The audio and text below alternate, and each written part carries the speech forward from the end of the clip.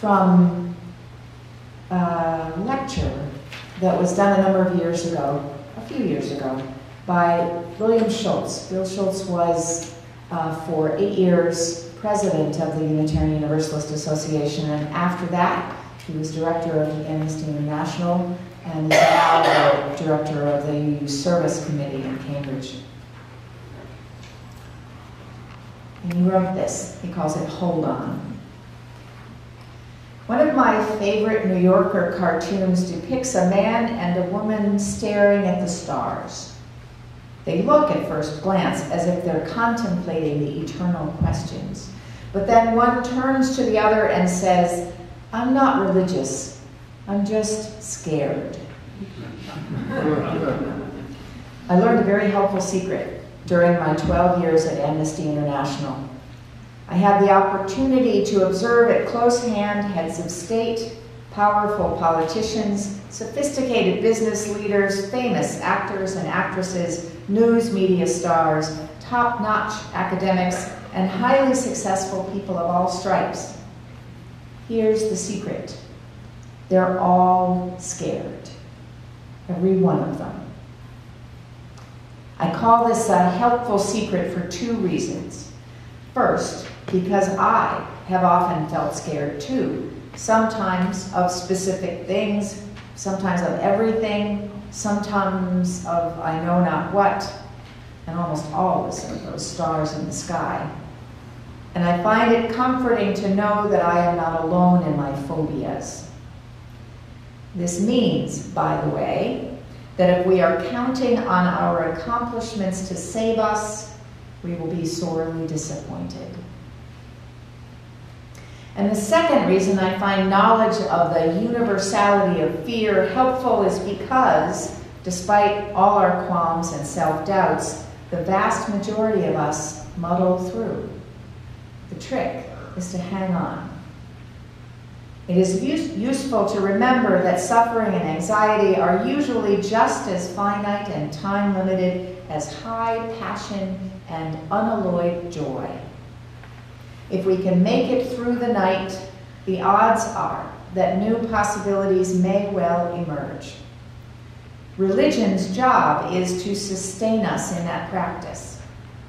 I have come to believe that as long as our religious faith is generous-hearted, it matters far less what its content is than whether it succeeds in getting us through the night. If, beyond that, it can convince us to feel embraced by that starry night rather than to just feel afraid, so much the better. And thus ends the reading.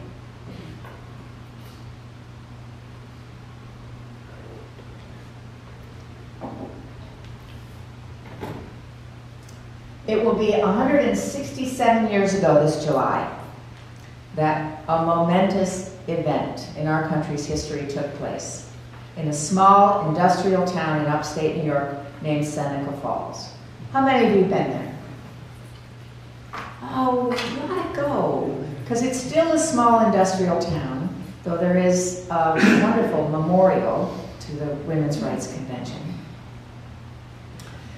A little more than 300 people attended this event in the Methodist Church once they got it unlocked back in July of 1848. Almost all of them were women. Almost none of them was famous. Many words, declarations, in fact, were spoken in those 2 days, and many opinions were expressed. Though very few of those words were recorded at the time, and though reports in the national press were very limited indeed, nevertheless, this small gathering, called together very quickly and over very soon, marked the beginning, in many ways, the beginning of a profound change. Change in the ways that people look at and respond to the role of women in society, in the family, in religion, and politics. We may not be where we want to be yet, but we are not where we were in 1848. The changes extended even to laws that had to do with women's status and eventually led, a long 72 years later, to female suffrage, the legal right of women to vote. These changes were so significant that some have called the Seneca Falls Women's Rights Convention a second American Revolution. The person at the heart of this was Elizabeth Cady Stanton. History has made of her a large figure, bold, outspoken, a visionary far ahead of her time. She was active in public life for more than 50 years. She was a close friend and colleague of Susan B. Anthony for almost all of that time. Through her own words and actions, Elizabeth Cady Stanton inspired others to speak and act for justice, because that's how it works. One person says something and somebody else gets inspired and says maybe they'll say something too. All of this is true. And it's also true that Elizabeth Cady Stanton was a complicated, fascinating, opinionated, frequently unhappy, and often a very difficult person. In 1848, at her debut into public life at the convention, she was a 33-year-old mother of 3 small boys. She went on to have 4 more children after that, but she had 3 small boys at that point. She was married to a sensitive and volatile man, Henry Stanton, whom she loved very much, even when they infuriated each other, which apparently they did frequently. Elizabeth loved beautiful clothes and sophisticated society and educated conversation, and all of those she found in Boston in the early years of their marriage, when she knew and socialized with many of people that we would now call thought leaders of the day, more than a few of whom were Unitarian. Ralph Waldo Emerson, Louisa May Alcott, all of their set of friends, also Frederick Douglass and William Lloyd Garrison, the abolitionist. But by 1848, she wasn't living in Boston anymore. She was living in what she felt was a really faraway place in a rural setting in New York State. She found it isolating and depressing. She didn't have very much money, and she often didn't have a husband present either because Henry was away a great deal. She loved being a mother, but she chafed at managing all of the responsibilities of raising her charming but apparently often unruly children. They were living in Seneca Falls because the income from Henry's political and legal career was not sufficient to pay the bills. And Elizabeth's wealthy father had said that he would help by buying them a house and land, but he didn't think Boston was a healthy place for them to live. He thought the weather was bad for Henry, and he didn't really approve of the way his daughter was spending her time in Boston. So he bought them this house in Seneca Falls. Elizabeth Cady had grown up in privilege. She was the middle daughter. She was very close to her father, whose great sadness was that none of his sons survived into adulthood. Understanding this fact shaped Elizabeth's life, as she wrote in her memoir. I'm hoping you would read that, Carol.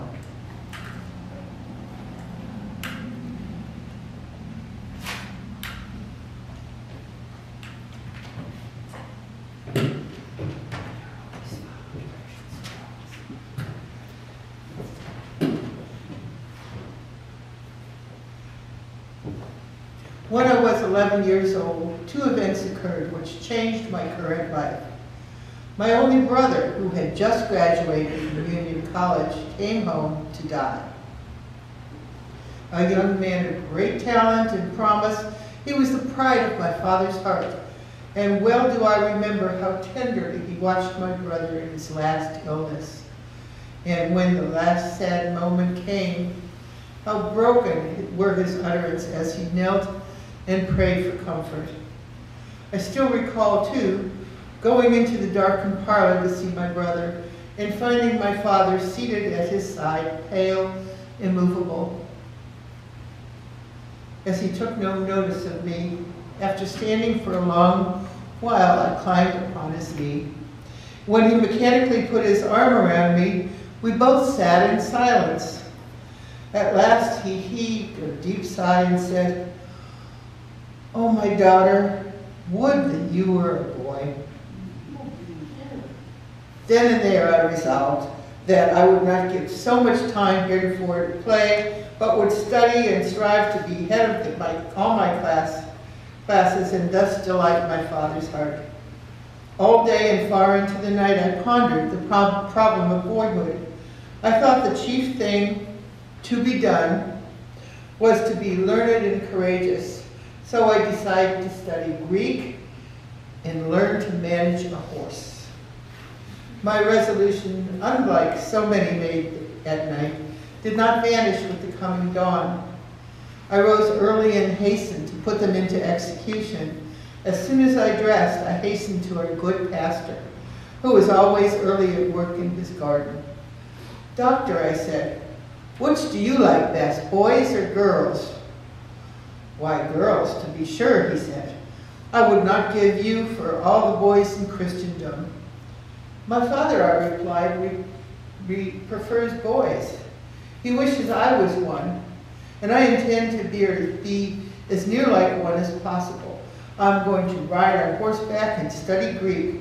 Will you give me a Greek lesson?" "I want to begin at once." "Yes, child," said he, throwing down his hoe. "Come to my library, and we will begin today without delay."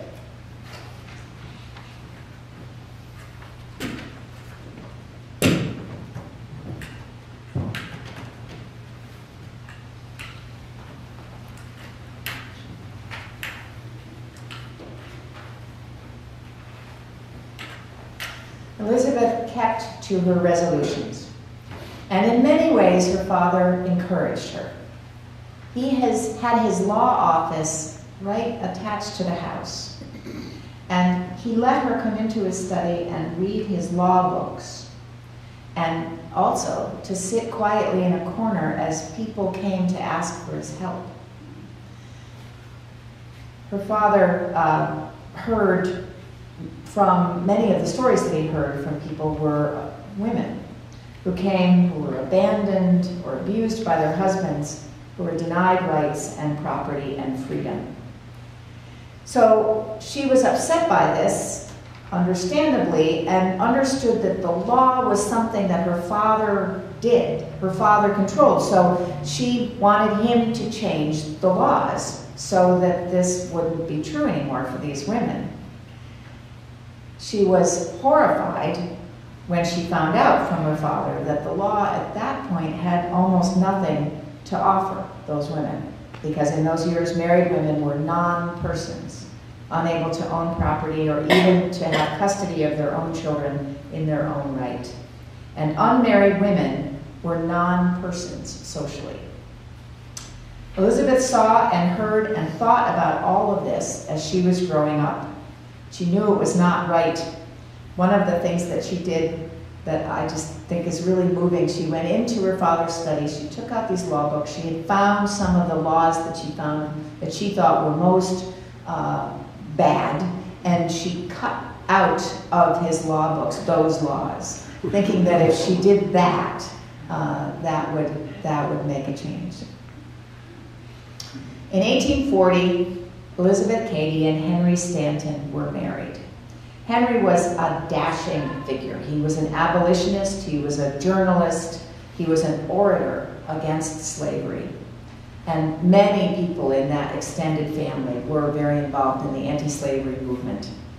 Henry Stanton was a member of the Secret Six who supported John Brown's raid on Harper's Ferry.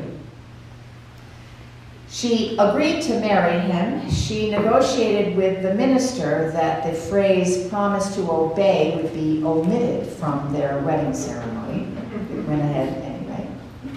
And as their honeymoon trip, Henry and Elizabeth went off to London for the first worldwide anti-slavery convention. This gathering had been planned for years. A call had gone out to friends of slaves everywhere.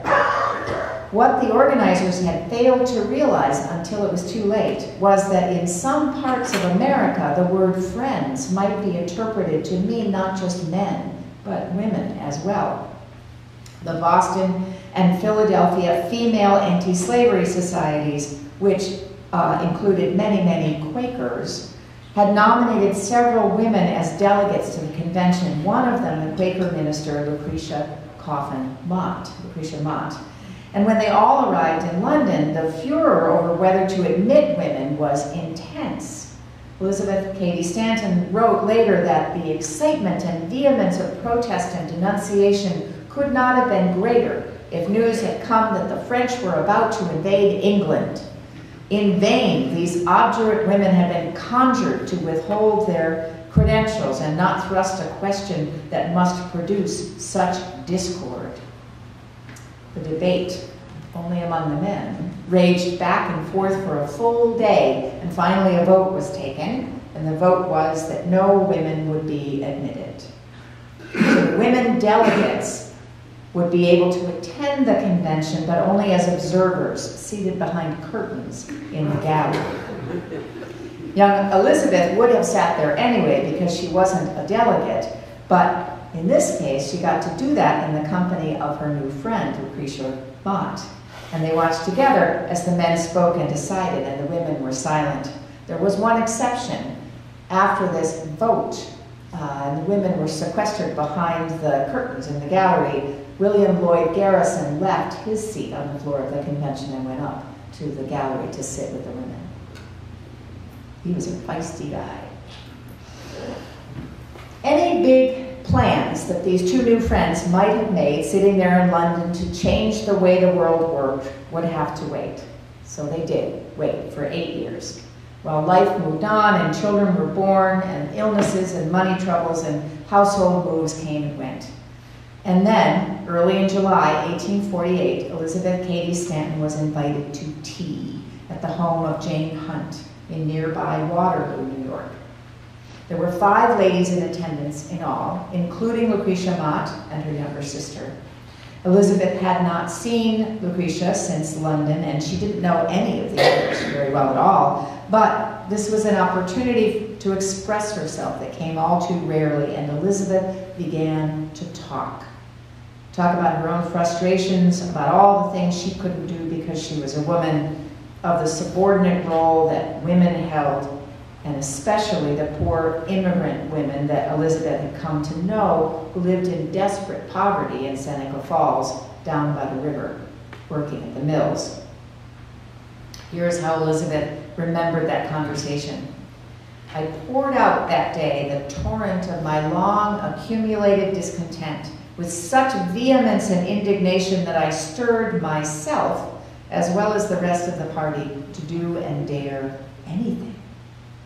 My discontent must have been healthy, for it moved us all to prompt action, and we decided then and there to call a women's rights convention.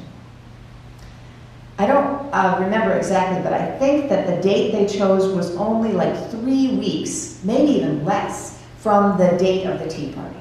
So they put all of this together in a very short period of time. It wasn't unusual in those days for conventions to be called on any number of topics, but a convention on women's rights, not in a system in which women had no rights, not a convention in which both women and men would be speaking from the same platform, and not by a group of women who had almost no experience in public speaking. But they pulled it off at the Wesleyan Methodist Chapel. They wrote the newspaper announcement, and Elizabeth Cady Stanton worked for 3 days nearly without stopping to write the Declaration of Sentiments, which was her inspiration. It's modeled very closely after the Declaration of Independence. And she wrote, too, the many resolutions that accompanied it, including the 9th resolution that scandalized everyone who first heard it. The resolution that declared that it was the duty of women to secure to themselves their sacred right to the elective franchise, the right to vote. And then she found the courage to speak in front of those 300 people who had come from all directions and all stations in life to be at the convention, a convention at which the Declaration and all of those resolutions were passed and signed, a convention where women spoke and men listened. I decided a couple of months ago that I wanted to talk to you about Elizabeth Cady Stanton. I like her because she's an important figure in history, but because she was so cranky and impatient and insistent, and because she was willing to say things that made people frightened. They got mad, but really they were frightened. And she said it anyway. And she never lost those friends that sometimes got mad at her. Susan B. Anthony especially. They spent 50 years working together and being friends. And there were long periods of time when they were barely speaking to each other. This was a very difficult campaign because the people who were working against slavery were also working for women's rights. And then those movements split and competed with each other. And there was a great deal of hard feeling about that. But she never stopped. She held on, in the words of Bill Schultz. She kept going. And she knew, maybe from those earliest days sitting in her father's office and listening to him, that she needed to do something. And she could do something. And she had the friends and the community around her to encourage her. I thought of this because I was up in upstate New York, not that far from Seneca Falls, at these gatherings of Unitarian Universalists. We sometimes gather rather grandly when we get together for General Assembly in June, and there are thousands of people there in a beautiful convention center and hotels. The local district assemblies are not nearly so grand. We get together, and the ministers' retreat was at a convent in Stella, Niagara. Do you know where that is, Minnie? And Niagara Falls, New York is not exactly a picture of prosperity at the moment. And there are only a few hundred people as opposed to thousands of people. And yet, in those gatherings, we remember that the people that we are and try to be as Unitarian Universalists would not be possible. Individuals, we make our own minds up, we do what we do, but really we wouldn't be who we are and are trying to become if it weren't for the communities of people who are willing to listen to us sometimes, who challenge us to speak even when we think we don't quite know what we need to say, and who sometimes even challenge and applaud when asked to get up in the front and lead something, even when we haven't done it before. One of the speakers said that he has tried in his 50-year career in Unitarian Universalism to get what our congregations do down to one sentence. And the one sentence was something like this: a congregation is a place where we help each one of us become the I we're meant to be.